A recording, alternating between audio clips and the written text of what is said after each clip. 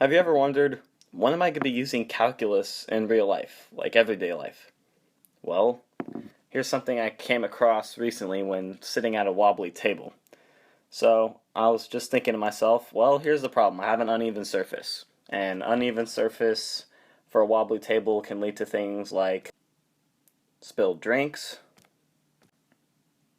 fallen food, I guess you could say, which also leads to anger, rage, and frustration. Pretty much you're annoyed at this stupid table. And when you try to put something under it, which is the conventional method, eventually the surface or the material that you put under the table adapts, or it has too much pressure on it, and then you have, a few minutes later, the same wobbly table. So here's the simple solution. If you can, just turn the table.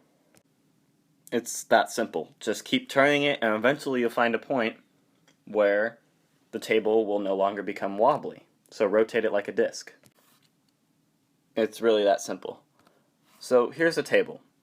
Let's say these are all on a solid surface except for this one. It's slightly above. And right here is the height difference. So that's above ground.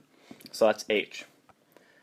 So looking at this table, there are 3 points in which this surface it's touching the surface. So let's just call this table 1, or leg 1, leg 2, leg 3, and leg 4. So that's the basics of how we're going to think about this problem, I guess. So imagine these are the 4 legs. So again, this is leg 1, leg 2, leg 3, leg 4. Okay? Remember, 2, 3, and 4 are all on the ground. So keep that in mind. So that means 1 is above the floor. Above the floor. So that means, one second. So again, remember, leg 1's above the floor. So this is the leg here, this is the floor, this is H. So the height here would be, say, like 2 centimeters. Something like that. So that's what the height portion is for this section. So just keep that in mind, leg 1 above the floor. Okay, I think we got that. So how do we kind of prove it? So at time 0, we know that the height is positive, so we'll just say some number can be 1 centimeter, 2 centimeters, so x is a positive value. So for this function of time, if we rotate the table in this direction, right, like I said, you'll find a point in which, since a table is obviously balanced and even, like if you put it on a flat surface, but say the surface you're on is not so balanced or uneven, if you rotate it, there has to be a point where I guess the table equalizes, you could say, or reaches equilibrium. So that means this would actually be leg 1, this would be leg 2, this would be leg 3, this would be leg 4, if you rotate it in this direction. So let's say that's at time 1. So at time 1 you rotated the table this way. So let's just say you did it for the first time, so this one here. So time 1, there. Okay. So let's go back to this picture here. So this was at time 0.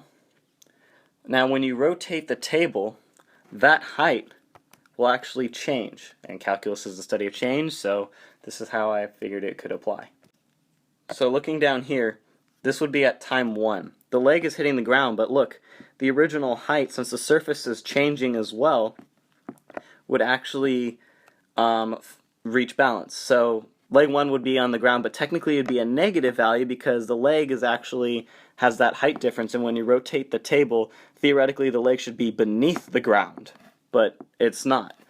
So if you have now f or t of 1 being a negative value, that pretty much means you're forcing the leg to be on the ground, so the value has to be negative. So that's the key. You're forcing the leg to be on the ground. That's why it's negative. Okay.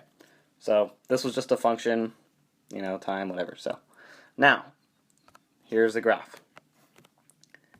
So we said that f of 0 was a positive value, right?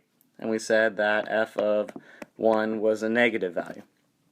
So, if f of 0 is positive and f of 1 is negative, let's just say the graph looks something like this. Doesn't have to look like this, but let's just say. Okay, how do I know where the stable points are? Well, look at here. Wherever there is... Okay, wait, let's start over. So you have this point here and this point here. So according to the mean value theorem, if f of x is continuous on the closed interval from a to b and differentiable on a to b, then there's at least a value c such that pretty much, okay, yeah, the derivative and stuff like that, but we're not going to be using the derivative. That's pretty much the mean value theorem. But how does it apply for us? Well, since we know that f of 0 is a positive number, and we know that f of 1 is a negative number, that means there must be a place where the graph intersects the x-axis, right? So those x-intercepts are where the table will be stable. Haha, rhyme. Fun. Okay, so, right here, those are the stable points. That's where, say, the table on that particular surface yields this graph. So that means there are at least 3 points where the graph or the table is stable. So it would be there, there, and there. Isn't that pretty cool? So you use the mean value theorem and what you know about calculus and graphing to prove that there's a stable point when you turn a table. And the cool part is, oh wait, let's go back. So leg 1, this was leg 1. So this was the leg that changed, the height difference. So this would be leg 2. It's constant, it's always on the ground. Leg 3, constant, always on the ground. Leg 4, constant, always on the ground. Because it's a fixed height. So that means since these are constant, that means the height remains the same, so fixed height. So like that, it's always on the ground. So yeah, pretty much there you have it.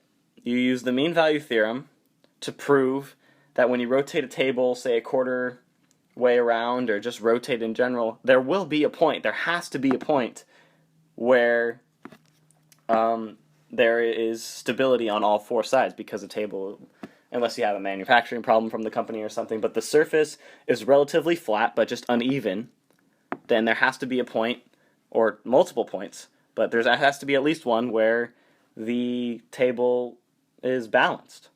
Isn't that cool? You've used calculus to show how you can balance a table.